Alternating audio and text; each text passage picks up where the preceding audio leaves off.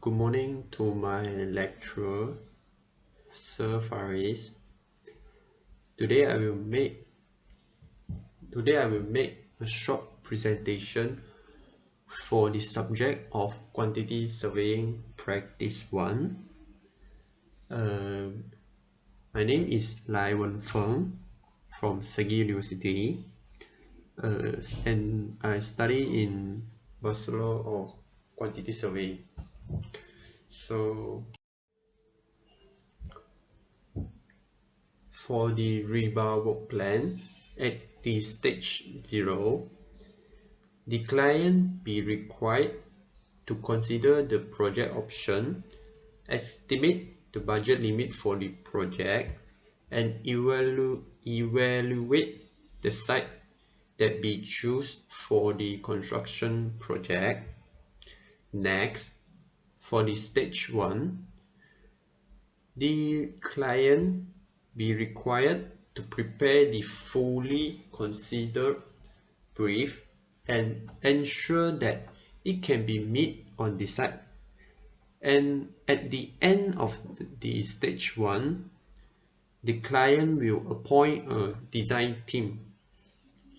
After stage 1, stage 2, the design concept of the building will be discussing or analyzed by the client and the design team.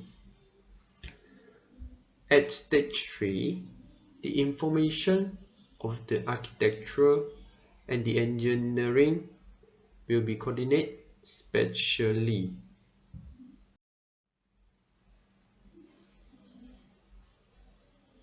For the stage 4, the client will be request for the confirmation of the building regulation and remove the condition of the planning. For the stage 5, the production, construction, and debugging will be completed.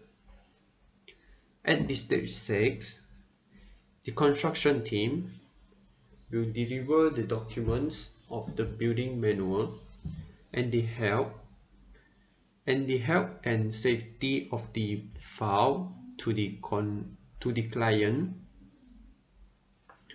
At the last, stage 7, the client will be required to focus on take care the building and review whether the building is going well or not.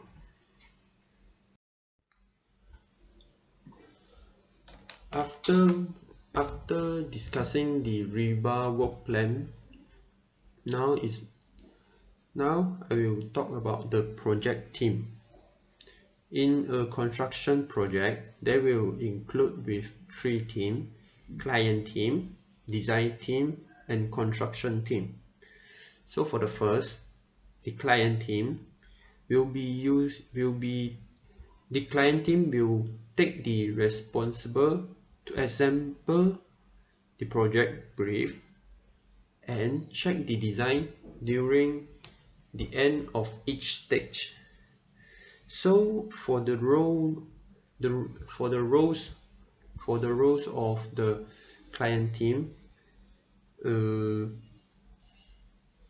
which is the professional advisor in each area. So second, for the design team will responsible for the design of the building and provide the information that will be used for construct. And the member of the design team, it include with a leader of designer, principal designer, architect and designer, engineer, and consultant. And for the last, the construction team will take the responsibility to proceed the construction work, and the roles of the construction team are including with principal contractor, team of logistic, programmer of the construction, and each area manager.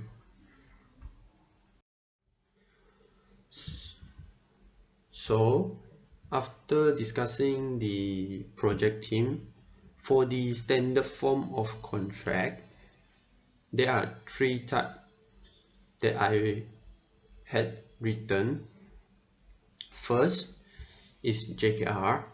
JKR full name stands for Jabatan Kerja Raya. So JKR is the government department in Malaysia which is take the responsible for the work of construct and maintain of the public foundation. Example, NDJKR mostly will be used on highway, road, and more. So next, for the PAM, full name stand for PAM is Pertumbuhan Architect Malaysia. And the last, IEM, stand for the Institution of Engineer Malaysia. So the IEM will be the IEM be organizing in be organized in 1095 1959, and the purpose of IEM is to advise the professional of engineering and exchange the information that related to engineering. So for the last, what is the difference of standard form of contract between JKR and PAM? Firstly, the JKR mainly be used for government and public sector project, and for the PAM is mainly used for private sector and traditional contract.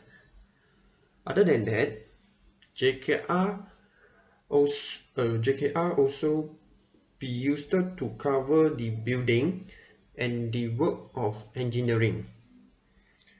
For the PAM just be used to cover the building work only. And in addition, JKR mostly be used for highway or road. Okay, that's all for my presentation. Thank you.